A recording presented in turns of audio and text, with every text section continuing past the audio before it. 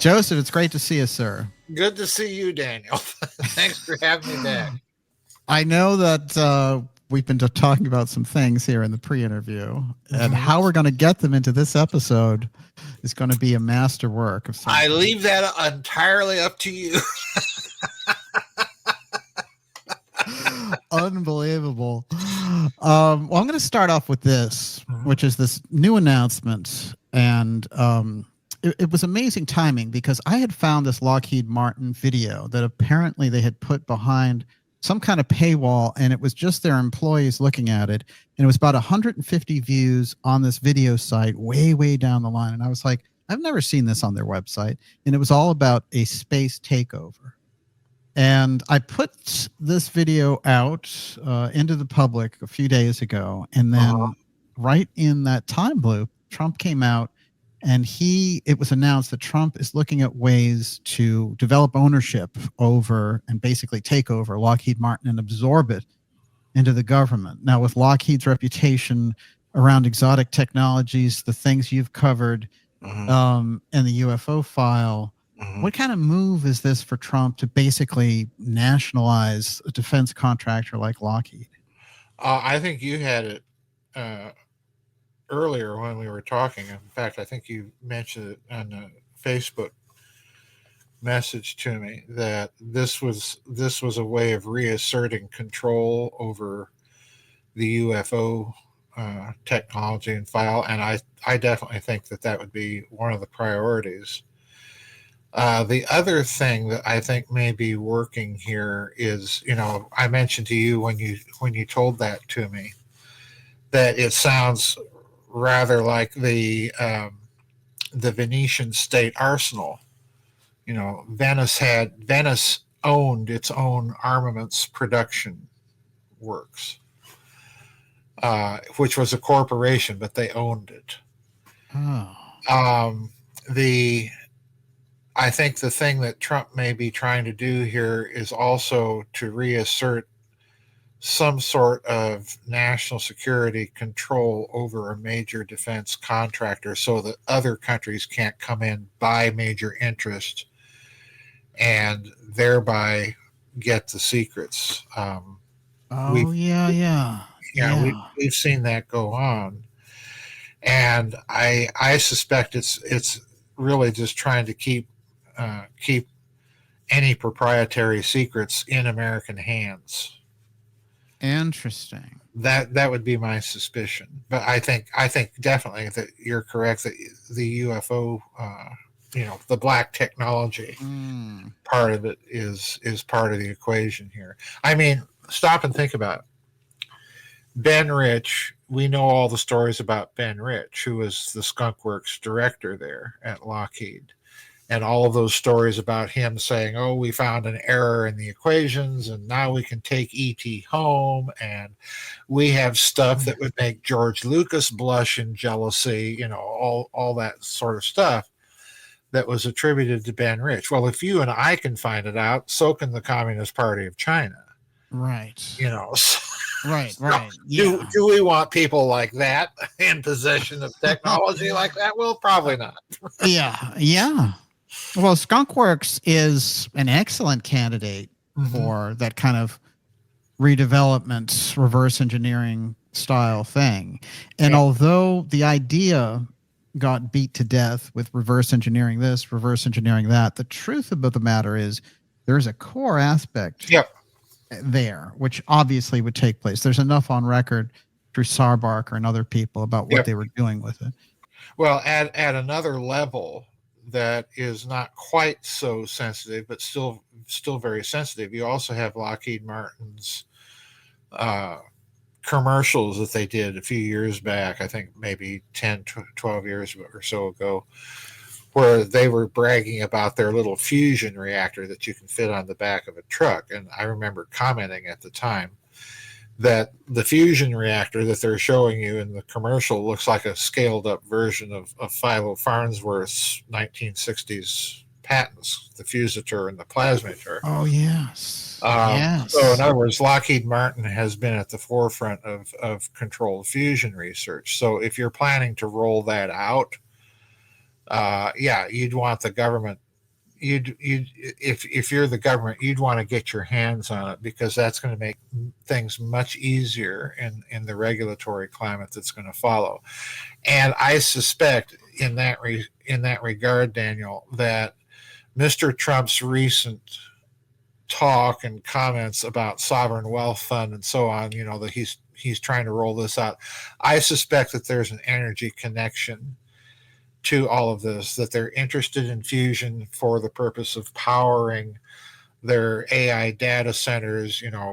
To quote Catherine Fitz, these things have the energy footprint of a Panzer division. Oh yeah, they're not exactly environmentally friendly.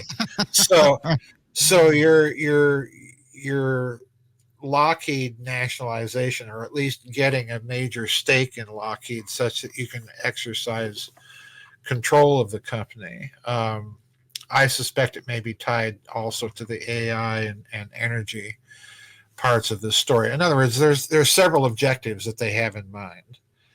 Yes. In this move, and UFO technology certainly be part of it. Fusion technology, energy, AI. It's all connected as far as Trump is concerned. Oh, that's interesting. I saw some hints in it of going back and reversing the bad policy that came out of the Eisenhower administration, which was, we'll move some of this over to private aerospace so it can't be tracked through the government, which was a Nixon initiative. Right. And really, by the end of his term, Eisenhower's like, oh, this is a terrible deal. And part of the warning seems to be associated in the military-industrial complex speech. There seems to be a warning that relates to this idea of moving that exotic secret stuff over to the private corporations so that the presidential level can no longer reach it. And I think that's definitely a possibility as well, because you have to remember that when Eisenhower was briefed on the strategic integrated operational plan, the so-called SIOP, SIOP. Oh yeah. That Eisenhower was just appalled at what the military plan was. And basically, it was typical Curtis LeMay, launch everything and turn the entire communist bloc into a glowing radioactive cinder for, Wow. Yeah. It was just diabolically nuts, nihilistic. And Eisenhower, I think that briefing on the PSYOP was what convinced him that, hey, we've got this military industrial complex and it's out of control. Eisenhower had to beg, scratch, and insist on seeing that plan. He wasn't even brought into it. Wow. And, if the commander in chief is not brought into the plan on how you're going to deal with a nuclear war, then you got a problem. Well, yeah. So Lockheed, would they have their hands on some of the planning aspects of that? You betcha. I suspect the other thing if Trump can do that, and if indeed, as you say, this is an effort to regain constitutional oversight of these corporations that have the defense technologies, then I suspect you're going to see that followed up by similar initiatives vis-a-vis think tanks like RAND. You mentioned the Space Command thing. I suspect that's part of it. So in other words, you're looking at a concerted effort to reassert government control over this out of control defense industry, and I can see benefits to it, and I can see some real dangers to it. Yeah. Oh yeah. Yeah. The danger aspect, when you take Lockheed under the actual umbrella of the executive branch, watch out, because does Lockheed then, like the OPC, get in there and spin everything around? Exactly. Yeah. Exactly. And it's not just it's under what branch of the executive are you going to put it? Is this going to be under DOD, or, like you say, Office of Policy Coordination? Are you going to turn the corporation into a covert operations corporation, what are you going to do with it? So I can see all sorts of problems with it. It's fascinating to me. One of the things that gets missed a lot in reporting generally, and I would be much happier if people in the public knew about the position the president, any president, is in dealing with this stuff, and what presidential powers are versus this other superstructure that he's going to battle with at some point. I know in Professor Scott's work, which you've used in your own, you've cited in your own work, and I've had Professor Scott on the program. One of the things he tries to put across is that there was a deep state revolt against the White House that continued after the Kennedy part, so that even when Johnson didn't do what they want, they're like, throw him over. Nixon, he was with us for a while, but now he's trying to blackmail the CIA, get him out. Yep. Carter will put him in. Oh, look, he doesn't want to go to war, with the Russians over Afghanistan, get him out. And finally, when you get Reagan, you get some semblance back of the type of deep state that they want in control underneath while the president's up here. But then they have problems with him. So they try to take him out. Right, exactly. Where's Brother Bush when you need him? But and some of these other guys, I think like Clinton, Obama might be more out of the loop on some of these things, and that the Bushes have a much more, as you've said, they have a much deeper reach into the secret aspect. I think if you look back at the list of presidents in this country, and please, folks, I don't want to get a lot of angry emails because I'm going to say something nice about Barack Obama. Okay. Just a warning alert here. I'm not a fan of Obama. I'm just going to tell it like I see it. If you look back at all the presidents from Kennedy up to Obama, Obama really is the odd man out. Yeah. Why? Because there was a distinctive, definite change between the Obama that was running for president and the Obama that got into office. When Obama was running for president, remember who he hired as one of his chief speechwriters? Who was it? Ted Sorensen. Oh, yes. John F. Kennedy's chief speechwriter. Ted Kennedy was behind Obama instead of backing the Clintons. Right. So you had a definite Kennedy connection with Obama. And then Obama gets elected, and then there were these two extremely weird episodes. And after these two episodes, Obama became a deep state player. The first episode was that state dinner that he was holding at the White House for Prime Minister Modi of India. And we were informed that two people crashed that state dinner and actually got into the state dinner through Obama's security. Wow. Now, that's a wow. And then a short period after that, I forget, it wasn't very many weeks, maybe 3 or 4 at best. After that, there was another public appearance of Mr. and Mrs. Obama at some function. I forget where it was in D.C. And again, someone managed to get through her security to within about 6 feet of her. Holy, wow. Yeah. So there's your security stripping, and there's your message.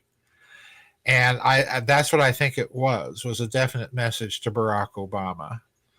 Play ball with us, and, we will leave you and your family alone, but we can get to you anytime. Yeah. So I've always felt that there was something that went awry, because after these two events, the other thing that happened was you never heard about Ted Sorensen in connection with Obama again. Right. Absolutely. So, yeah. He was out of there. He was out of there. It's interesting to me because a lot of Obama's own people and people, who would be supporting him on that side of things, on the Democrat side, they started to look at him in office very, very differently. Yes. And Professor Scott said, well, if you take his speech admitting that the CIA overthrew Mossadegh and apologizing to the Middle East for that versus the guy who's dropping all those bombs a year later and building up the troop numbers in Afghanistan, it is a very different presidential style. Yes, it is. It is. I definitely think that messages were sent to him, and he decided to play ball and not go down the Kennedy route. I actually think that even Obamacare was a bit of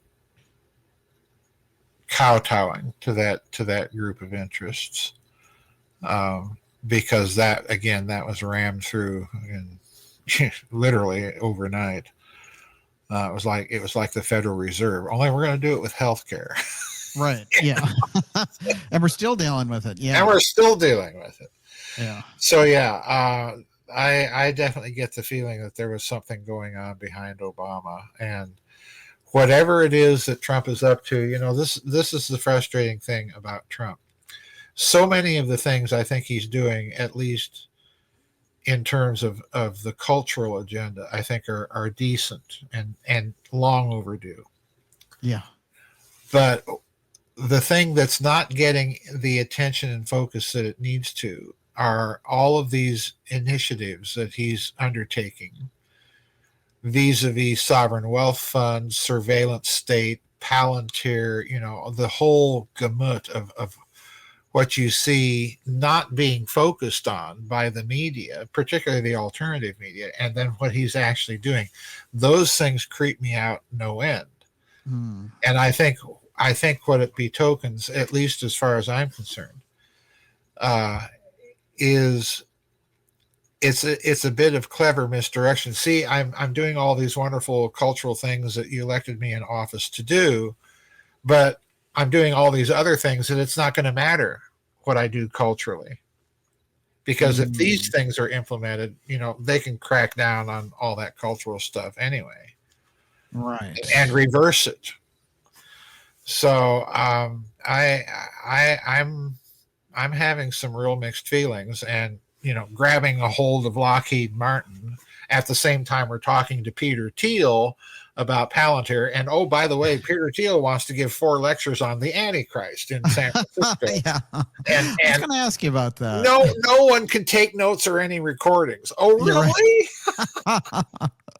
Off the record. I wonder who that sounds like, Well, yeah, unfortunately, we should probably be investigating Thiel's boyfriend jumping off of a balcony in Miami Beach. I mean, yes, there's what? What's going on there? Jesus. Oh, I who knows? It's so crazy. But this is my problem. You're sending so many ambiguous signals with these moves, and it's very hard to pin down. Is Mr. Trump doing a good thing here, or is he doing a bad thing here? And I think it goes about 50-50 on this Lockheed Martin thing. Interesting. I really do. There could be implications that even he is not seeing on his side, but it's like, absolutely. There might be the consideration, well, if that's how they got it in the first place, I'll just reverse it. We'll have a stake in it. That's how I'll get it back under the executive umbrella. Yeah. Yeah. If you want to be Venice and create your state arsenal, realize that in the process of creating the state arsenal is going to eventually end up having a great deal of influence over the government. Yeah. So, 6 of one, half dozen of the other. Well, it's interesting to come out of a completely depleted central presidential authority of the Biden administration to move into the super active Trump second term, executive orders. I'm changing this. I'm changing that. Now we're going to change it to War Department instead of Department of Defense. It's the Gulf of America instead of the Gulf of Mexico. Yeah. All these kinds of things. But what I see on the UFO side is interesting on this, because you mentioned Thiel there, and Thiel has been calling in all of these spiritual leaders and getting their like born again testimony Mm-hmm. and meeting them in these kind of like think tank meetings. But he's also very, and I mean very active on the UFO side, funding documentaries, funding media spokespeople. A number of people in the independent media are being funded directly by Teal, and I've had to tangle with them. So what is Teal moving in the religious aspect with the UFO aspect, and then he's sitting in the middle of our political process? What's he doing? I think Yeah, I think he's making a play for control of the narrative. Control the narrative. Yes. Right. And by narrative, I would also include any eschatological or apocalyptic aspects of the narrative. Right. I think that's what he's trying to do.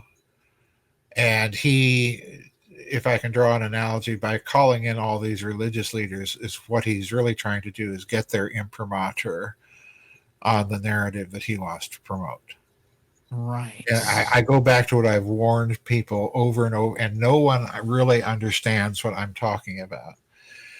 But I've been warning for several years now. Number one, the fulfillment is the deception. And number two, every ecclesiastical institution within Christendom is co-opted to a degree. Every single one. Oh, interesting. Yeah. Every single one. I mean, look at Roman Catholicism. It no longer looks Roman Catholic. Compare what we have today to the way it looked in the 1950s, or for that matter, the 1650s. Yeah. Well, Pope Francis was, woke Pope. That was a mess. Yeah. And what's this one? American Pope. Yeah. And oh yay. No, I've been warning about this, and to me, what Teal is doing is, I think you're going to see more activity like this when these types of people, corporate leaders and so on, begin expressing a desire to integrate spirituality or it's going to go by any number of names. Pick your favorite label. Yeah. And integrate it into their narrative preparation stuff. And I think this is a very, very dangerous thing to do. Yes, absolutely. And it seems like there's a level of insincerity with as well. Yeah. Really? An evangelical homosexual Christian that is giving lectures on Antichrist and nevertheless says that the system that he's building could be the beast system of Revelation. Okay. Right, yeah. Now, you've got all those four things alone. Yeah. Forget all the rest. Just leave those four things on the table. And what they indicate to me is a tremendously morally and intellectually conflicted individual. Yeah. And this is not a guy I want to be taking any sort of direction for anything from. Yeah. Okay? Yeah. Well, if he was just a political gadfly instigator, I would say big deal. But he is so powerful. Right. Those billions have exerted so much control. And we know he has a major role around the vice president as well in terms of launching his career and things of that nature. Right. So does he feel like he owes him? There's payback to Teal. So those things I think do need to be on the table in terms of figuring out what's going on there. It's interesting to me that Teal is saying, well, how do we integrate the whole thing around the UFO file? And it seems to be his target is the Christian community. Yeah. Because they're maybe looking at the data and saying they're the ones who won't accept it. He's targeting one particular segment within Christianity that may or may not have trouble with it. But I'm from a very different tradition. I mean, read C.S. Lewis, one of the world's most famous Christian apologists, has no trouble whatsoever either with UFOs or other intelligent life forms out there. Right. This is not a new idea. We've been dealing with it since the Apostolic Fathers. It's not new. Yes. Good, excellent point. Yeah, it's just not. Big deal. Whoop-de-woo. The problem that And the I Pope think, was like, "Hey, I'll baptize them too." yeah, that is a very different question, because what people are not remembering is, okay, are ETs bad or good? Well, how do you tell if they are? Yeah. You know, Yeah. Right. sit down and talk with them, find out what they like, what they don't like. Are they going around murdering people because they disagree with them or not? Just basic stuff. Um, this is where I draw the line, and this is why I think Teal is dangerous, because I think what he's doing, or what his my suspicion is, what his inclination, Daniel, would be, is to seek the simplistic solution. Right. ET is bad. Well, that's simplistic solution number one. ET is good. Well, that's simplistic solution number two. Mm-hmm. And we know that one or the other is probably going to be what they're going to push. Yeah. You So know, he's doing the data mining. yeah, Yeah. yeah, Yeah. and I thought the fact that he was bringing in all those religious leaders, it strikes me that the combination of that with Avi Loeb over at the Harvard Astrophysics Lab over here, that he's going in and he's saying, "Oh, 3i Atlas, it's an ET powered spaceship heading for Earth. We have to prepare." And you know what? There is going to be an ET Messiah. He made this whole speech in Brooklyn about this ET Messiah, and he said they're all wrong. My kind of Reformed Jewish friends are wrong on this, that they are coming in, the Orthodox people, and saying the Messiah is going to be a certain type of person. I believe it's going to be an ET, and it's going to say, you guys stop the war because there's so much real estate out here. Those are weird things for him, the scientist, the Talpiot Israeli intelligence scientist, to be the lead man on. It's weird, but it's not.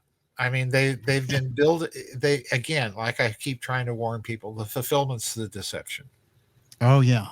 If you are a believer in Christ, you already believe that he's the Messiah. That's the fulfillment, and the reason why is something that no one else has been able to reproduce. That's called the resurrection.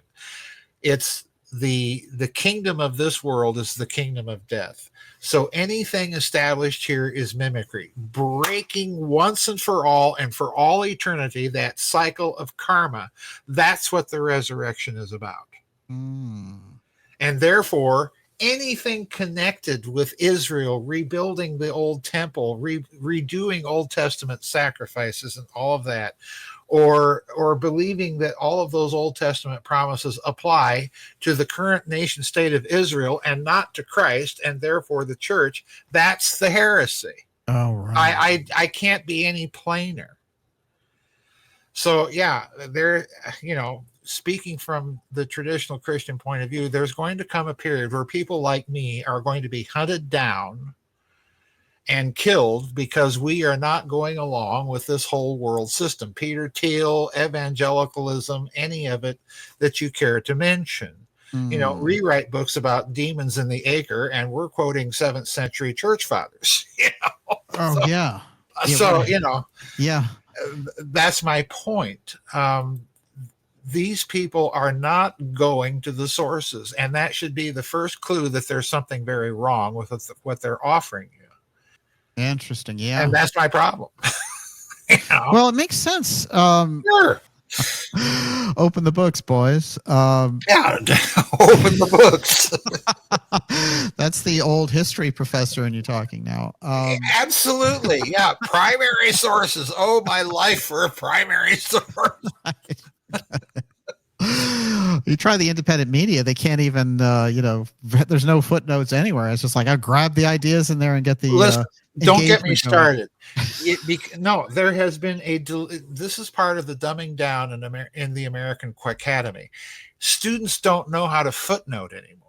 Oh. And the reason they don't is that they have been trained with other methods of source citation other than the one that that I use, which you might loosely call the Chicago Manual of Style. That system that I use was elaborated and developed over centuries. And there's a reason it was developed over centuries. And there's a reason that it works the way it does, because it's exact. There's none of this business of putting a parenthetical reference in the middle of a main text with the author's name and the year of publication. That's what passes for scholarship in the American Quackademy right now. Wow. Yeah. Unbelievable. I want to know the exact page. Right. Where I can go look up that quotation or look up that idea. And I want to be able to do that so that I can tell if you are plagiarizing or quoting or what have you. Wow. Yeah. So Daniel, the scholarly standards have collapsed completely. And once that happens, and of course the other reason they're doing it, you'll notice, is that the current system of citation is tailor-made for citing secondary sources. Oh, right. Yes. Articles in journals.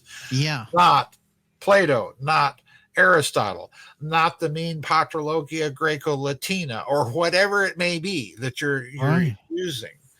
The AI part is like that too, because when you're searching bingo. for something now, you can't go directly to the source. They're like, no, here's an AI summation. Yes, bingo. And bingo. They're usually wrong. Yeah, the Cliff Notes version ain't going to get you very far. I have to give you a little aside here because it's about E. Howard Hunt. Oh, dear. Grind those transmission gears, Daniel. Well, it's a Wikipedia thing. Here's the thing. So Wikipedia has this glowing review of E. Howard Hunt's career. And I was like, I went in there. And I was like, what do they have to say about E. Howard Hunt's confession? They don't mention. They don't mention his confession, okay, about being associated with the JFK assassination and LBJ and all that stuff. And what they say is, oh, there were some notes and audio that his son made to try to make some money in a book, but they were all dismissed or whatever. There's 15 hours of video of him confessing. Or what are you doing? So I went to make a change to it. Rarely would I do anything like that on Wikipedia. And I found out that I've been banned in Wikipedia and have been since 2022 until 2026 for some god-awful reason. Wow. And the senior admin, the name of the guy who did it, his name is Rodent. Okay, so you've been banned by a rodent from Wikipedia for. When I read that, I was like, "Oh my God! God knows you can't trust anything in Wikipedia because if they're going to leave that out." Listen, and they were like, there were rumors about him, being associated with the Kennedy assassination, but nothing ever, He was loosely connected. He had a fantastic career.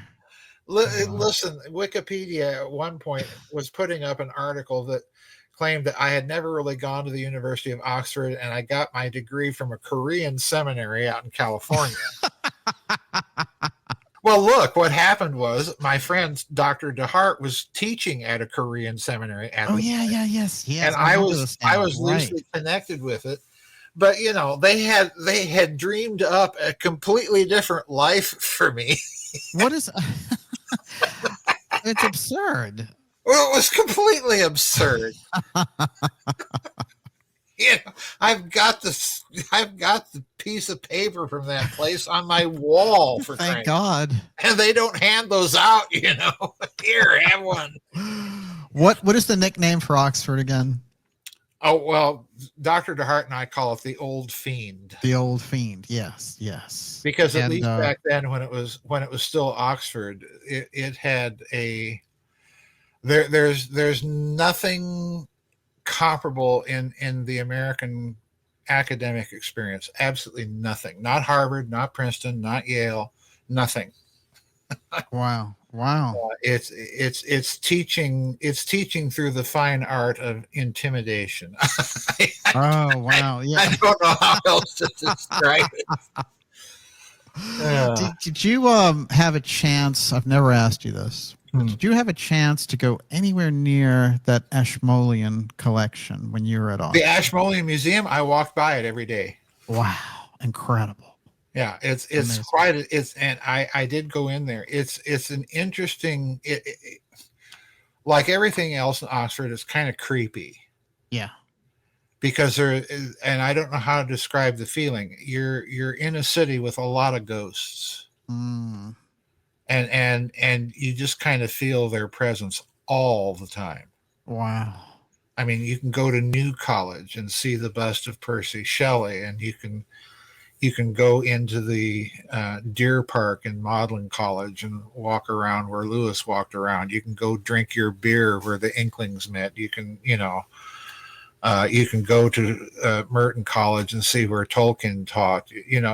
There's just lots of ghosts, and they're always hovering in your mind, Fascinating. and that presence puts everybody under pressure. I can't describe it.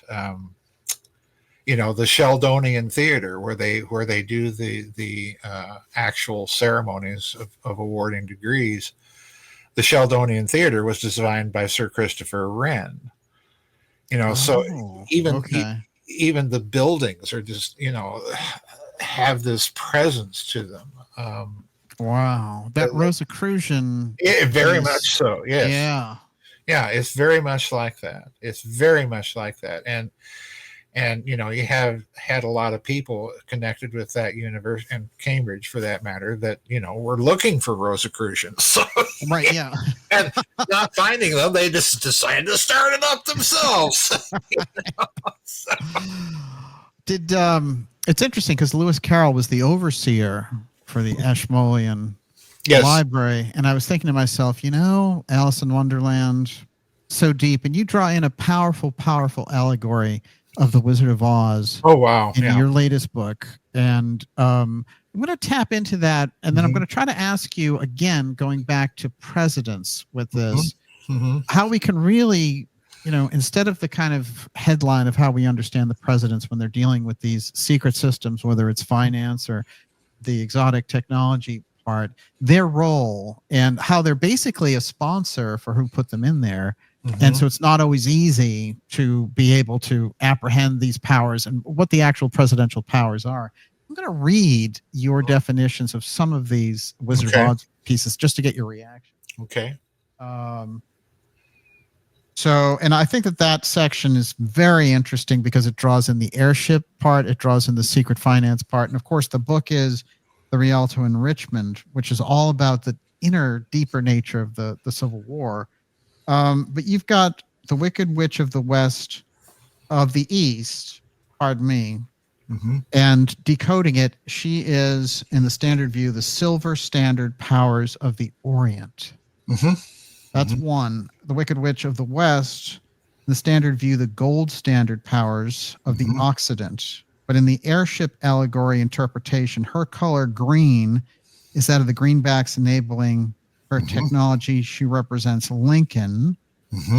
And then I'm going to jump to the Emerald City here because we have more green. I thought this was very interesting. The debt-free greenbacks are Emerald City, prosperous and advanced utopia, as the movie Wizard of Oz depicts the city in the distance as some modern and advanced vis-a-vis the simplicity and old feel of architecture of the rest of Oz. What is going on there, and how did you correlate the Wizard of Oz with these deeper significance of the airships and the secret system of finance coming out of the Civil War? Okay. Well, the first thing to note is that the idea that the Wizard of Oz is a financial allegory is not original to me.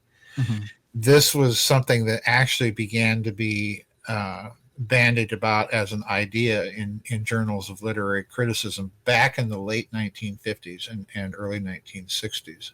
Oh, wow. Because people noticed that Frank Baum, the author of The Wizard of Oz, was writing at the time that this country was going through all of those financial crises. We had just passed the Resumption Act of 1875. President Grant was just leaving office. Rutherford Hayes was coming in under extremely dubious Oh my God. circumstances. Yeah.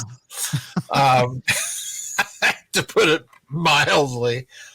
And Frank Baum is an editor in a little town newspaper in my home state of South Dakota. He was an editor in Aberdeen. writing this story.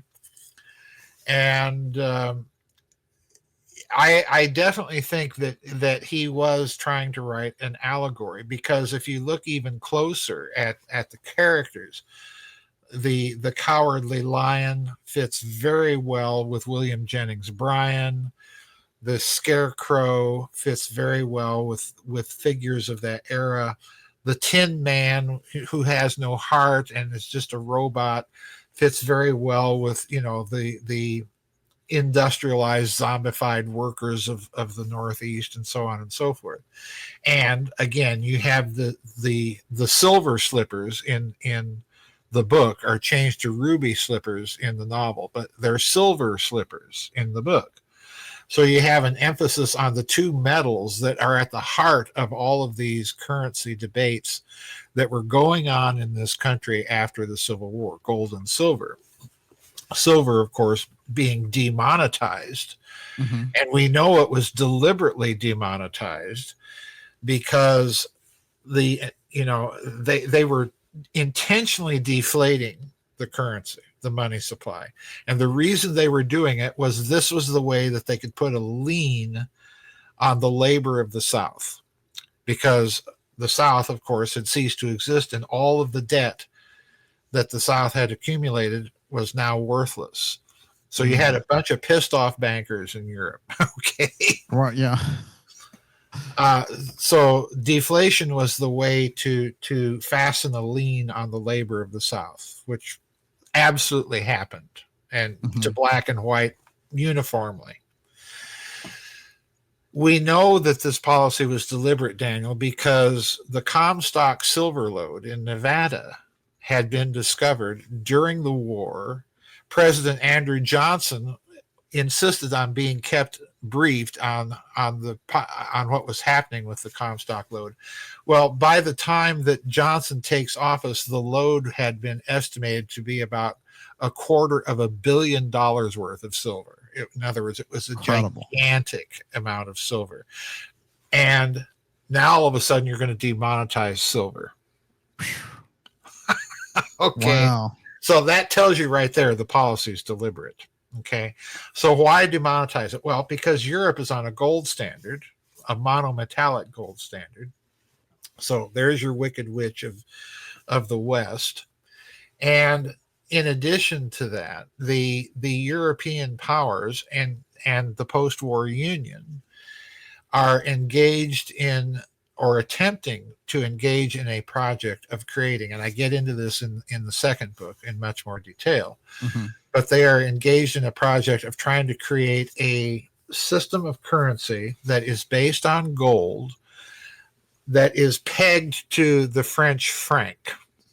So in other words, it would be the 19th century equivalent of the snake system that obtained in Europe prior to the creation of the euro. Under the snake system, the currencies of Denmark, Holland, Belgium, Luxembourg, and Austria were pegged to the Deutschmark. And they were only allowed to fluctuate within narrow predetermined bands of price vis-a-vis the Deutschmark. And if they started to go outside of those bands, the German Bundesbank would step in and restore the balance. So in other words, those currencies were basically an extension of the Deutschmark. France wanted into that system, and they created the euro. So in other words, if you look at the European Union, it's a currency union. This is what they were trying in the 19th century with gold. And by the way, they're trying to do it again with Trump's sovereign wealth fund. Oh, right. That's key. Now, the thing about the Wizard of Oz allegory that is interesting to me, that you suggested, is green is, of course, the color of the Lincoln greenback.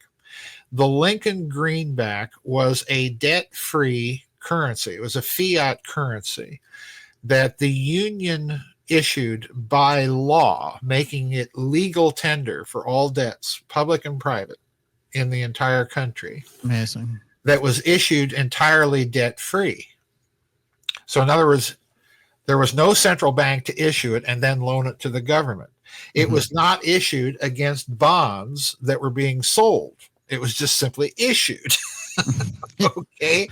So that means that the Union had 3 different types of circulating currency during the war between the states. It had specie in the form of gold and silver coin, which quickly were taken out of circulation because the Union needed the specie for international trade.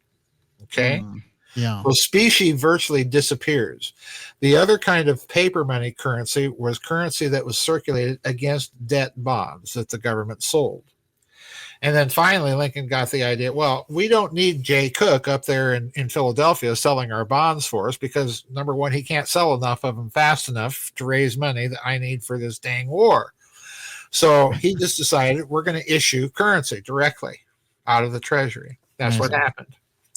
This is part of the problem, and Walter get rid of Lincoln.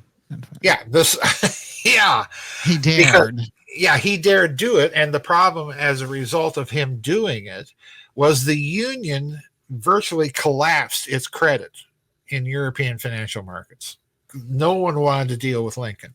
Oh, yeah. They would deal with the Confederacy because the Confederacy was issuing its own version of fiat currency, but with a codicil. And that's why I put all those pictures of the Confederate currency in the book.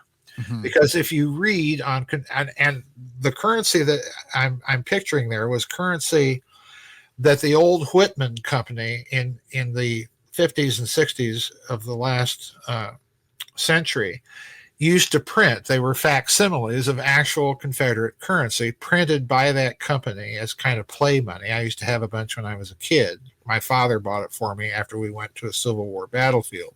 Right. And it was printed with the actual colors of the original Confederate currency. It was a very, very close facsimile. Oh, wow. So if you look at this currency on the front of the Confederate dollar, or whatever denomination, you'll always find a declaration of some sort that had a formula that within such and such a period of time, after the conclusion of a treaty of peace between the United States of America and the Confederate States of America, the Confederate States of America will pay to the bearer on demand X amount of dollars. Okay, that's what it said.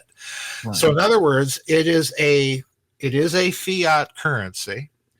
But it's a fiat currency that is a promise to pay in the future in specie. That's the key. In specie for your funding of the war effort today. Okay? So the Confederate currency is almost, but not quite, the same thing as a Lincoln greenback. Almost, but not quite. Almost, but not quite. Because the Confederate Congress would never take the step that the Union Congress did of making a fiat currency legal tender. So that made the Union the enemy of the world bankers at that Bingo. point. Yeah. And the Confederacy, on the other hand, had no problem getting foreign credit from Britain and France at, you can just imagine, usurious, onerous terms.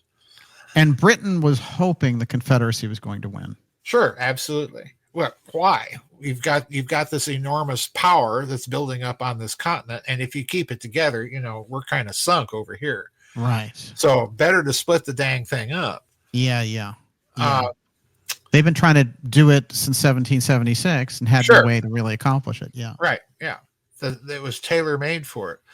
The interesting thing that happens, getting back to our Wizard of Oz analogy, is that as the war is progressing, and I point this out in that Wizard of Oz chapter, President Lincoln decides to back the first Black Project's secret weapons research thing. Right. By funding the airship mysteries and one particular airship developer by the name of Dr. Andrews, who had, I mentioned what the eyewitnesses say about what he tested in 1864 was one of these airship contraptions, whatever it was. Solomon Andrews. Yeah, Solomon Andrews, that was flying around at over 200 miles an hour. Now, folks, this is not a barrage balloon. Yeah. Okay. And If it's 40 flying, years before the Wright and brothers. 40 years before the Wright brothers. And President Lincoln is funding this and asking Congress to fund it. And he's running up against opposition from his own Secretary of War, the completely what can you Stanton. say? Stanton Friedman, not Friedman, Stanton, Edwin Stanton. Edward Stanton. Yeah, this guy is the Alan Dulles of the 19th century. I mean, Yeah, you do great focus on Stanton. He's involved in everything and in the worst possible way. That right. It's Edward Stanton that is bucking Lincoln, and he does not want to fund this project. And how is Lincoln funding it? Well, he's funding it with greenbacks. So right there, you have a very significant thing that you have to latch on to. You have secret weapons research tied to a completely different and completely new system and type of finance under Abraham Lincoln. So this is the other thing I think, and I'm trying to hint in the book, that is going on in the background. The European powers are watching this and thinking, we cannot possibly allow this to stand. Because number one, you already have this monstrosity over here that is looming as not only a great power, but a world power. We got to break that up. And now it's developing technologies and funding it completely fiat currency. So this cannot stand. It just cannot stand. So you would say that, I'm trying to figure this, the Reconstruction period, really, what Lincoln was doing and then getting taken out for a series of things, but this fiat currency creation and the secret projects development. Yes. And then when you move into the Reconstruction period and all the battles that take place there in terms of local control versus federal control, what happens to those projects and what happens to his dream? Well, I think the airship mystery scholar Tim Busby wrote that wonderful book about the 19th century airship. Yes, fantastic book. It's absolutely indispensable. I think he sticks so closely to the evidence, and the evidence is all those newspaper articles that appeared about the airships. Oh yeah. Well, if you look at what happens in the airship mystery, the whole thing starts to gravitate to where? To Texas. Texas. Yes. Right. Yeah. Which I think again is a huge clue as to what's going on. Where's Jefferson Davis trying to get to when he's fleeing from Richmond? Oh, this is Jeff. Put it out of your minds, all that crap that you learned in American schools about Jefferson Davis wanting to continue the fight, and he was wanting to go to guerrilla warfare, and baloney. Right. They wouldn't even prosecute this guy. No, they wouldn't. They wouldn't go near that guy. They made a deal in the background. They did something with the guy. Yeah. I mean, Daniel, I have a copy of Jefferson Davis's 2-volume. It's a big, thick volume of books called "The Rise and Fall of the Confederate Government." Oh wow, yeah. And I read this back in graduate school. I saw him in a local bookstore in Tulsa, Oklahoma, and I thought, oh, Jefferson Davis wrote memoirs about the Civil War. That'll be interesting reading. Needless to say, it was. Because the first thing that you get is a legal brief on the constitutionality of secession. And I mean thorough. Oh, wow. The guy was not a slouch. And then you occasionally get a little Latin or Greek verse because that's what he decided, that was his hobby. It was writing Latin and Greek verse. So, the guy was quite an interesting dude. But on top of this, you can read all 1,500 pages, Daniel. 1,500 pages of every conceivable detail and exchange of correspondence Lee, with Stonewall Jackson, with Joseph Johnston, with the Pope. Incredible. But not one mention anywhere in all those 1,500 pages of memoirs of the financing of the Confederacy. This makes no sense. I mean, how you're going to None need whatsoever. Wow. Yeah, he's sitting on top of it. You just leave it out. And he's very upfront about what he was trying to do with that flight from Richmond. He had been in secret negotiations with Lincoln directly, and both men knew that they were talking to each other. They were playing this little game where they pretended they weren't aware of it, but they both knew that they were. So Davis is very upfront about what he's really trying to do is obtain better terms for the Confederacy than a peace at the pleasure of the Union. That's what he's really trying to do. Okay. And again, he's very clear that he considered it his duty to do this. That was his duty. That's what he was elected to do. So you have this clash of two very powerful, principled personalities with Lincoln and Davis. But he's trying to get to Texas to not only to continue the war, but I suspect that given the Confederacy's very thorough and efficient espionage service inside the Union, that he knows what's up with this airship business. And that this is another reason he's hightailing it, into the Trans-Mississippi Department, because he wants to get his hands on this technology. This could be a war-winning technology. Yes. How are they exactly? Because the Union has been secretly funding it. These guys on the Confederate side, and after they lose, right, they want a piece of the rock. Absolutely. Yeah, absolutely. So I think all of this is part of a hidden agenda during the war between the states and in the aftermath.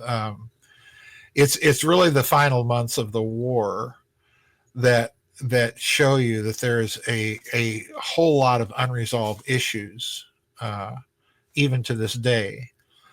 And the Confederacy really doesn't enter its final death throes until after the fall of Atlanta. It's still fielding armies. The Union isn't really getting anywhere. It was really a kind of a down to the wire thing. So you look at the end of the war, Daniel, and what you see happening is first of all, you see the Union beginning to establish all the infrastructure that we're going to associate with the military industrial complex in the 20th century. This is being done during the war between the states by the Union. Nice. The Confederacy, as you say, didn't have the infrastructure nor the financial muscle to contemplate doing such a thing. But after the war, it's very clear, I think, from your conclusion and from the way I laid it out in the books, that this is what they're trying to do. They're trying to get in on a piece of the action. Interesting. Joseph, you were talking about the manipulation of the currency back there, and the one thing I forgot to ask you, because it's a great correlation between the Civil War aspect and the Kennedy aspect, was this story you told and reported about the bearer bonds. It's one of the strangest mysteries of all of this, and it's one of these incredible things I don't want to get lost to history. And it's so crucial, but if you could just give us the bearer bond overview. The overview of what happened there with the Kennedy bearer bonds in Italy, the amount of money, and what it could represent, because I think that's a fascinating. It's definitely a twist on the story, and it's a window maybe on that secret system of finance. Oh, I absolutely think it is. The story is bad, and I forget. It's been so many years now. I forget the exact year, but many years ago, I think at least 10. the Italian Guardia di Finanza, the Italian Financial Security Police. An interesting group to look into, particularly if you're concerned about the Vatican's role in all of this. But anyway, Yeah. the Guardia di Finanza caught two, and we're not, never has any explanation been made of why the Guardia di Finanza was looking for these two. The story just appears, okay, magically yes. out of thin air. So the story is the Guardia di Finanza apprehended two Japanese men traveling from Italy into Switzerland on the train. And they were apprehended carrying a briefcase, an attaché case, with a false bottom. And when the false bottom was opened up, it was shown to include big $1 billion denominated Kennedy bearer bonds. I have a picture of this bond in my book, Covert Wars and Clash of Civilizations. I'll definitely show the picture, yes. So there's on this so-called $1 billion bearer bond, and I imagine that, folks, $1 billion bearer bond. Incredible. And we should say the bearer bonds were something that were set up originally by the U.S. Treasury. Yes. And you could go in, up to a certain point and just say, here's the bearer bond. Don't ask me where I got it. Don't ask me what it's for. Right. And the Treasury would be obliged to give you the exact amount that's on the bearer bond. Yes. Yeah. So it's a fantastic money laundering mechanism. Okay. Huge. So now let's get back to the Italian JFK story. Okay. So they apprehend these two Japanese men carrying these bearer bonds. On the front of the bond, there is a picture of President Kennedy. Then there's, to the right of the picture, there's a red stamp that is, in my opinion, designed to look deliberately like the red U.S. Treasury seal that you find on a United States note. In other words, a note that is not issued by the Federal Reserve, but directly by the U.S. Treasury, debt-free. Okay, so remember what Kennedy did. He issued $4 billion worth of United States notes by executive order in June of 1963. And I remember spending a couple of those $5 United States notes as a kid before the Federal stamp. They had the red Treasury seal, not the green one. And it said United States note on it, not Federal Reserve note. Okay. Fascinating. So I remember spending these as a kid. Of course, the Federal Reserve removed every single one that came through its system and took them out of circulation and destroyed them. Okay. Can't have that debt-free money floating around. Right. But this red problematic, right? It's very problematic. This red seal is the seal of a company called Money World, which is a trader in sovereign securities based in the Pacific, Indonesian, Malaysian archipelago, okay? With a strong Vatican tie, incidentally. And by the way, all the information about the bearer bond stories was carried and broken by, you guessed it, a Vatican newspaper. Okay. Oh, interesting. Yeah, that's the part of the story many people leave out. But they were telling their friends, hey. Yeah, hey. Which I just think is actually classic when you read about all the financial malfeasance of Pope John Paul II's misadministration.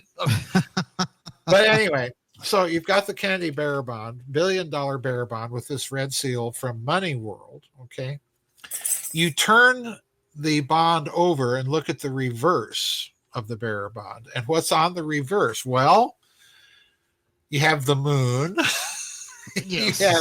You have the space shuttle, and you have the lunar excursion module from the Apollo missions. Unbelievable. Decorating the back of this $1 billion bearer bond. And the story is that there happened to be $134 billion worth. In other words, 134 of these bearer bonds that were apprehended by the Guardia di Finanza in this attaché case.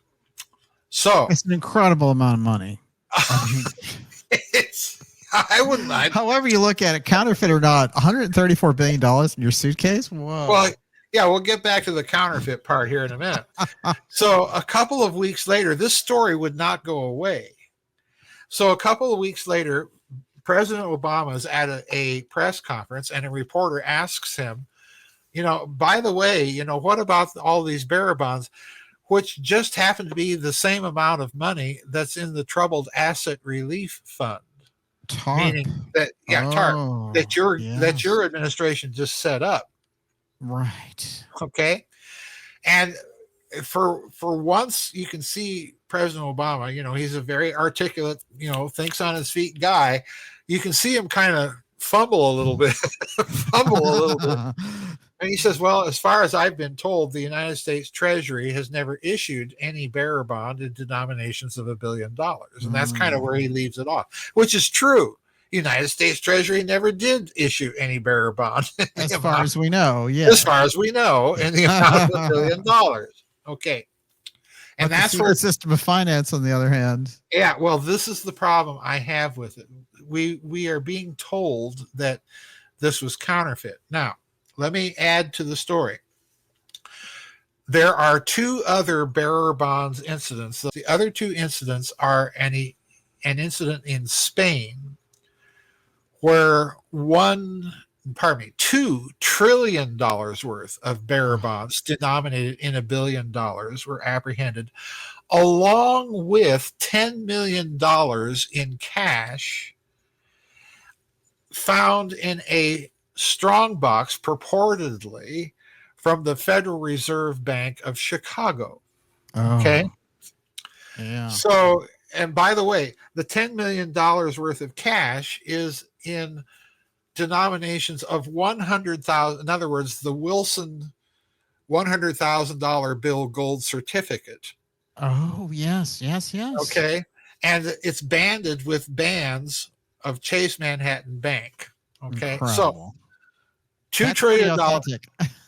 Yeah, this whole story is strong box from the Federal Reserve, $2 trillion worth of $1 billion denominated bonds, including their coupons, and $10 million worth of cash in $100,000 gold certificates found in Spain. And then not 6 weeks later, another similar bearer bond incident, again in Italy, this time for $6 trillion in the strong box of the Federal Reserve Bank of Dallas. Wow. With $1 billion denominated bearer bonds. So what happened what happened at this point? Some scholar out there, and I have the book, some scholar had to write a book about, these things, all of the talk about these things being some sort of significant story is nonsense because this is all counterfeit. These are all counterfeit. Okay. Here's my problem, Daniel. Number one, who in the name of sense is going to counterfeit $1 billion bearer bond? Right. And expect to get any real money for it? Exactly. Even at sharp discount. In other words, you don't counterfeit a $7 bill. Yeah. You don't counterfeit things that don't exist and then go to all the trouble of building a strong box purportedly from the Federal Reserve branch banks of Dallas and Chicago and pile a bunch of money, counterfeit, into the strong boxes and say, oh, here's your money. We want X amount of real money to spend in return for giving you this fake money. Who does that? Wow. Okay, so my problem with this is somebody's going to a heck of a lot of work to come up with a counterfeit scheme that is going to lead them absolutely nowhere. Right. It's an excellent logic. It's persuasive logic. You would only counterfeit something that actually existed. And that you could actually get a return on, Yes. Most counterfeiters are if they're going to counterfeit a bond, it's going to be, okay, maybe at best $100,000, maybe $1 million, but $1 billion? Wow. Here's the question. Why is Kennedy pictured on the front of the bond And why is the moon landing on the back? Because I think yes, what you're looking at is you're looking at a hidden system of finance for the purpose of something to do with space, be it mining the moon, developing secret technologies to mine the moon, go out into space. I think that's what you're looking at. And Wow. the reason, and here's the clincher. And again, this was not my research. This was the research of Peggy and Sterling Seagrave. A wonderful book, if you can still get it, called Gold Warriors. Oh, yes. We know that governments engage in the counterfeiting of their own sovereign securities. Why? Because Japan did it big time Oh, under yes. Prime Minister Tanaka. And I remember as a kid watching, what's all this financial scandal that's bringing down the Tanaka government? What's this about? Well, it turned out that the Japanese treasury had a lot of sovereign securities coming due. And it did not have the money in the treasury to pay the people that were holding these bearer bonds. Okay.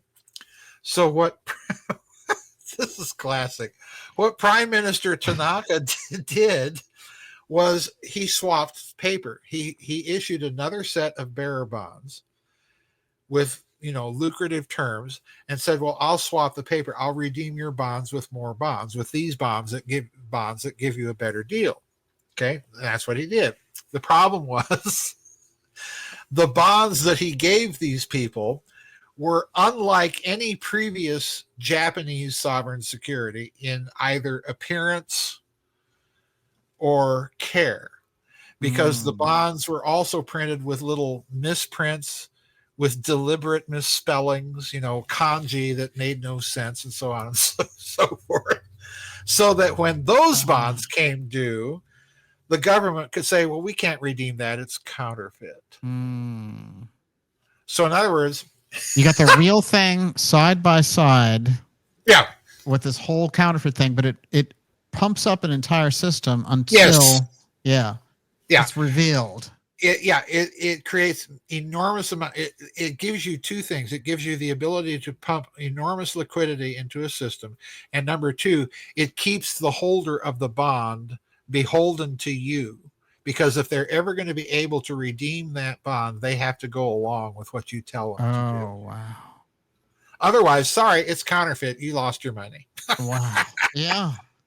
Let's not forget that figure of $134 billion first appears in connection with the so-called nationalist Chinese gold that Chiang Kai-shek gave to this country for safekeeping at the outbreak of World War II. Oh, yeah. That we gave Henry Morgenthau, Roosevelt's Secretary of the Treasury, gave bonds to the Chinese. Those bonds were also printed with little misprints, and they were bonds issued directly by the Federal Reserve, not the U.S. government and not the U.S. Treasury.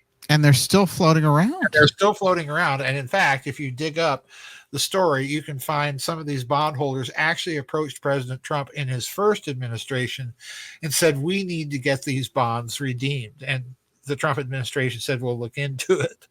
Yes. They were probably like, oh, my God. Well, that's a very clever mechanism. Back with FDR. And it's interesting. The symbolism on the Kennedy thing always hit me. Yeah. The moon. Yeah.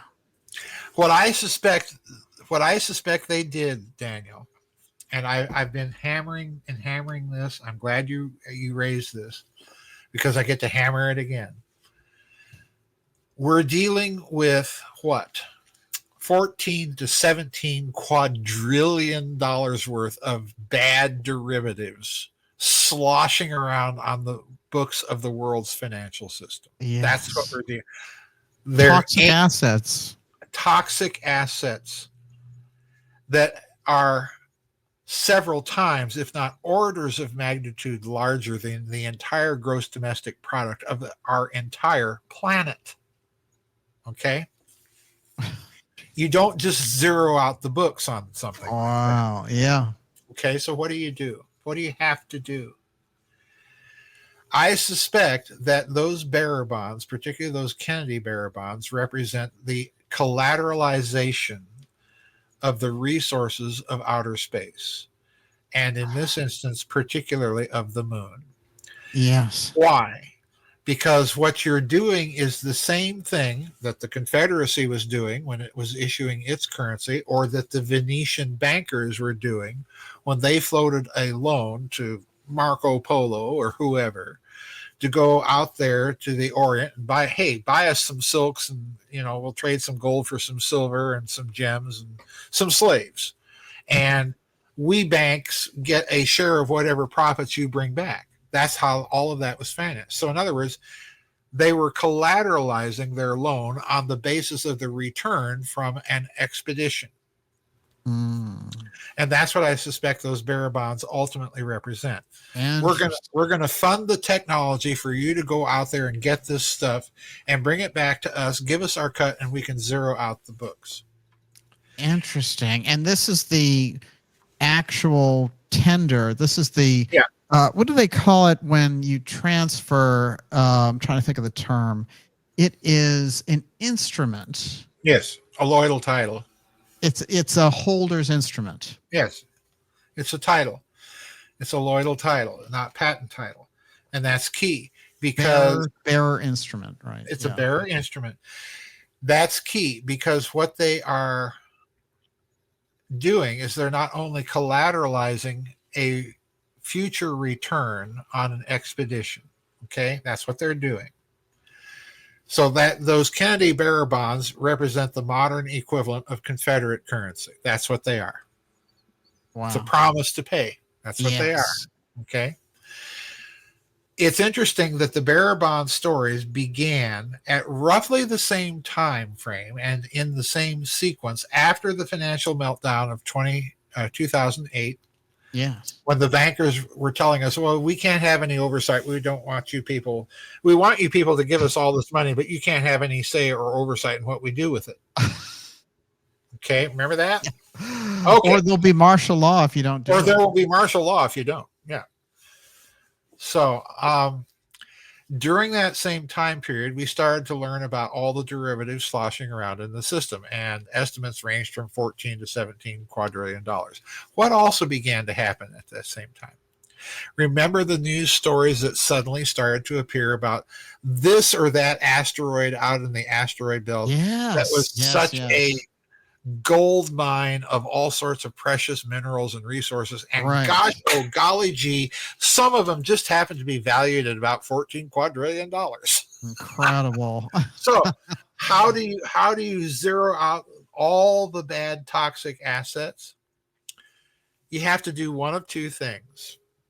You have to either go out and get those assets and hope they don't belong to somebody else. of a gray skin variety. Yeah, exactly. Or you have to at least claim that you've done so. Oh. Or do you have to reveal your operations that you like to keep secret? Well, you can't do that because then you couldn't make the claim. You see, it's one of the two things. You either really have to do it, and therefore you have to develop the technology to do it, or at least claim to do so. Yes. Keep the shell game going. But with Kennedy, that system of finance wouldn't exist without them having removed Kennedy. So his presence on the bill is a symbol of he's the one that we eliminated in order to do this. Yeah. Ding, ding, ding. On the nose. Wow. He's there as a little homage. It's like a reverse George Washington. Yes, exactly. So interesting. Yeah. The symbolism on those bonds is just off the charts. And we haven't even discussed all of them. Because if you look at the serial number on the bonds, serial number, right, it is clearly trying to get you to think of, well, Apollo, what was that all about, really? Mm. You know, and Yeah, I'm yeah. sorry, no, it wasn't about Stanley Kubrick faking the whole thing in a studio in London or Nevada or wherever. No, it But wasn't it was about about a that. problem. Yes, It's a problem. What it's they about a problem. found on the moon is a problem. Oh yeah. If you've been paying attention to Richard Hoagland over the years, yeah, Yes. what they found there was a bit of a problem. So, Little C3PO head and well, look, to yeah. me, the clincher was the analysis of some of those black and white Apollo pictures that Hoagland's done over the years, including the one with that thing hanging up in the air above the moon Yes. that looks like a portion of the old World Trade Center towers just hanging there above the surface of the moon. And it's clearly not an artifact of the photo Oh, or the absolutely. processing. Yeah. No, that thing's incredible. Yeah. Yeah. Very, very strange. What's it up there? Yeah. Hoagland likes to make the joke that we could see the pigeons sitting on that thing as we flew by. Yeah, it's just He was early on the ruins on the moon and ruins oh on yeah, Mars. absolutely, Yeah. yeah, absolutely. And And I you think hear he's that correct. it has not gone forward since he mentioned it. It's No, interesting too, because the people who were tasked with getting rid of those anomalies in the photos that they would put out later did come forward yep, in different ways, supporting that entire thing. So there should be much greater realization that they've been faking yep. what we have in outer space. And that doesn't mean that, the whole thing they're pushing for flat earth and all that, Oh no, the junk conspiracy stuff. No, that's put out on purpose, I'm sure. yes, yeah, absolutely. But I would say this: the Kennedy bonds and the moon aspect represent two different things. One, here's the guy, his vision of the moon program. We got the opposite version Yep, of that with the yep, secret space economy and everything else. But he's there yep, because they couldn't do it without taking him out. And then you have the entire Apollo mission and the entire space representation on the back of that bill. yes, Joseph, when they consider space from this perspective, you're saying they're looking at it economically as a base of which to measure out what they can do financially yeah. on scale. I think that's part of it, and I think they're looking at it as the next big imperial project, and therefore Yes. the next big financial project. Yes. But I also absolutely believe that one of the hidden motivations that they are that is driving them is they I suspect have suspected for a long time that we are living in a solar system on the ruins of a civilization that was once not confined to this planet but others, and they're looking for not only evidence of that, they're looking for the lost technologies. Oh. Yeah, they're looking, this is the reason they're scratching around in the desert of Iraq. This ultimately, I think, is the reason they want to go into Iran. Mm-hmm. Talk about another ancient civilization with all sorts of Absolutely. Yeah. weird lore. Yeah. Yeah. Persia would be the heart of this. Persia would be the heart, not just because of that, but because of its connections to the East and to the Vedic and Chinese civilizations, and its connections to the West with Sumer and Egypt and so on. So, I mean, talk about a country that is sitting on top of that kind of gold mine, potential gold mine. These are the archaeological wars that you've really outlined so well. The Mars aspect, Joseph, in your opinion, have we already reached Mars?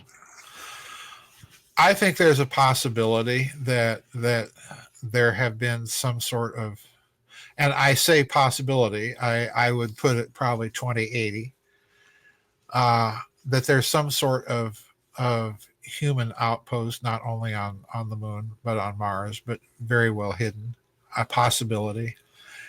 The reason I entertain it that strongly, even with regard to Mars, is it number one, it is clearly evident to anybody that has an open mind that's willing to look at the pictures coming from the surface of that planet that there was something up there. Yes. That we're not just looking at a bunch of rocks. We're looking at debris fields. I mean, go on Hoagland's website and look at some of the pictures that he's assembled over many, many years of things on Mars. Some of them look like engine blocks from an internal combustion. Absolutely, engine. Yeah, they do. And there's no way I can rationalize this as all geological process. But the other reason I think that it is a possibility, and I'm going to just jump right into the canyon of speculation, is that old documentary that ran on ITV during the 70s in Great Britain called Alternative 3. Yes. That, if you know the story of Alternative 3, the television documentary and then the subsequent book, and I have both, is a very interesting development to watch happen, because the television documentary aired and it was aired deliberately as an April Fool's joke. The producers at ITV were having a typical British sophisticated let's make fun. Oh, yeah. And the exact opposite happened, because at the end of airing the documentary, ITV was flooded with tens of thousands of letters, not only from all over Britain, but all over the world where the documentary had been shown, saying, they were encountering similar things and had, experienced these brainy people just get up and leave and disappear and never be heard from again. And then the book came out by one of the producers, and the book is even stranger than if you can imagine than the television documentary. And basically, so strange. It is. And basically, the book is arguing that they weren't expecting the reality that people actually believed that this was going on. And this producer writes this book, and he himself ends up having to believe at least some of it, because his telephone wires were being tapped, his mail was being opened and resealed, and so on and so forth. Why are you going to do that in response to a joke? This is a case of someone tripping into a very sensitive area. Yeah, this is a case of someone tripping into a very sensitive area. And, it was a crazy explanation for why Britain suffered the brain drain. And then all of a sudden they're getting all these letters of people saying, my friend was XYZ expert in PQR, and all of a sudden disappeared and we haven't heard from him. Wow. And this is exactly the kind of people you would get to do something like try and terraform some little part of Mars into livable conditions. So I don't rule it out. And I know that sounds strange, but if you haven't seen Alternative 3, folks, go watch the documentary. And then absolutely. Now, this is absolutely fascinating, and I'll wrap it up with these questions that get us around NASA again, to the figure of astronaut Gordon Cooper.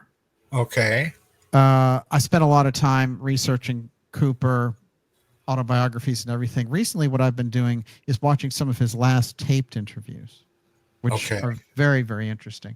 But one of the things that he gets across is, first of all, the ships that were following us when we were training in Germany in 1951 were definitely under intelligent control. They would mimic exactly what we were doing, then do it better, then disappear at light speed. So he said, I watched it up close. There's no question in my mind that that's what they were doing. And in his opinion, they were extraterrestrial. And he also goes into the history of, the films that he had that were taken away and that he saw the craft and all the rest. Now, what's interesting, though, is whenever he gets around that Mars mission, he gets a strange twinkle in his eye. In the book, he talks about being tapped on the shoulder by Werner von Braun, of course, famously the father of our rocket program, brought over in the paperclip Nazi mess. And he said that he tapped him on the shoulder and said, "Get fit. You're leading the Mars mission." Oh, wow. And he started to get himself together on all this. A little later on, an emissary of von Braun's says, "Von Braun wants you to know, don't talk about it.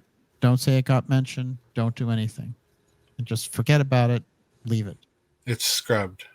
Yeah. And he was bummed out so much that he eventually left NASA and became an archaeologist for a while. I thought that was interesting. But so he leaves. And then in 1971, he hears from his contacts at NASA, "Hey, the Mars mission is on. They've got it slated for 1981. They're going to have a big celebration. They're going to do the whole thing. And, it's all mapped out."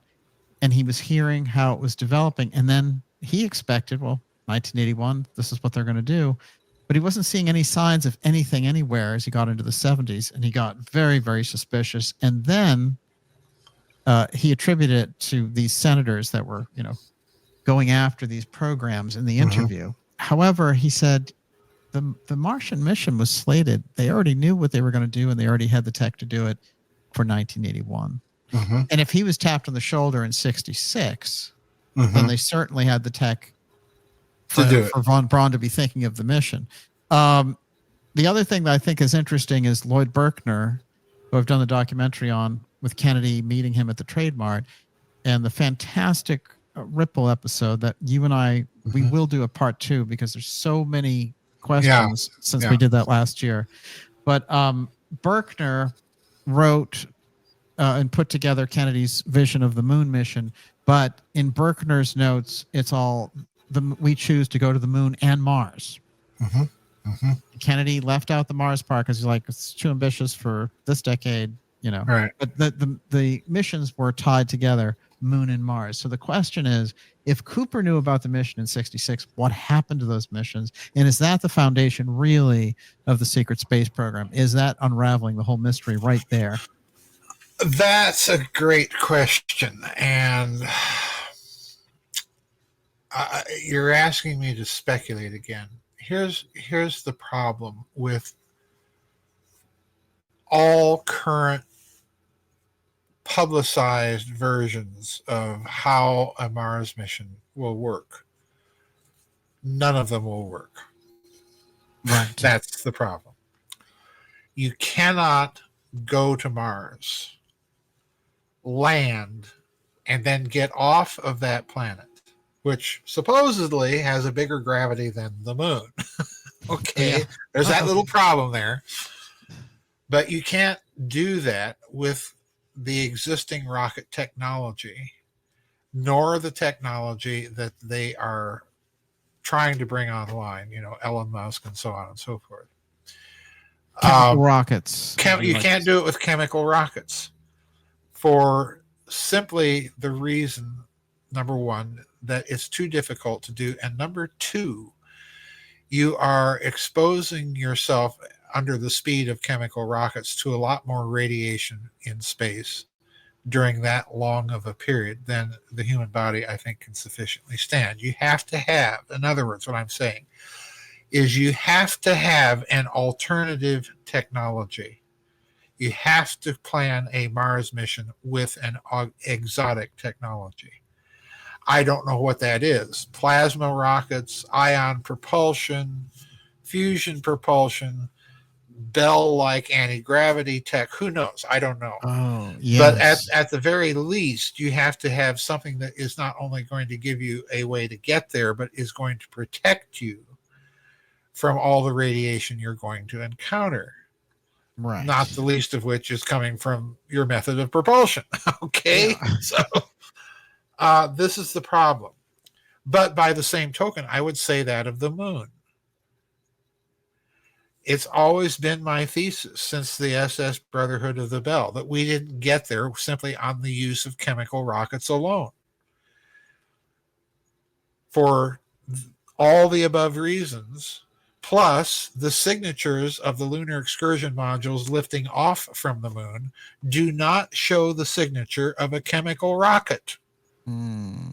Now, if Stanley Kubrick is hoaxing this thing on a studio in Nevada or London and making a hoax that's going to say, oh, well, we got there with this nifty little rocket on this little bicycle called the Lunar Excursion Module, he's going to do a little bit better of a job than having it simply pop up. Yeah, it's incredible footage. Yeah, and it's either a very lousy hoax, thank you, Stanley, or it's a very accurate hoax, or it's the genuine article. And in the latter two cases, what it's telling you is this ain't a rocket. Okay, it's that simple. Yeah. So this is my problem. The moon landings themselves have an exotic technology component to them that, in my opinion, was provided to us by the Nazis, who made that little deal with us to enable us to get there and back.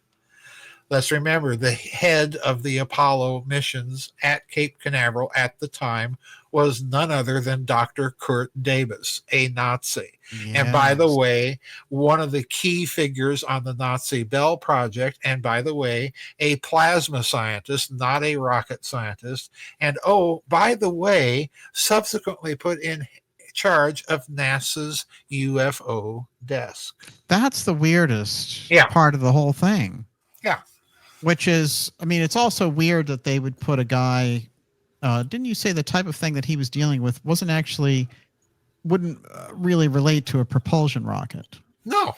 He was a plasma physicist, and his area of expertise was high voltage measurement. Wow. That was his scientific area of expertise. Now, what's a man like that doing in charge of scheduling and overseeing the actual Apollo mission launches? Why? Incredible. Well, if you are relying upon an exotic technology that you're not telling anybody about, especially given the fact that it came from that place at that time, he's a logical choice to put in charge of something like that.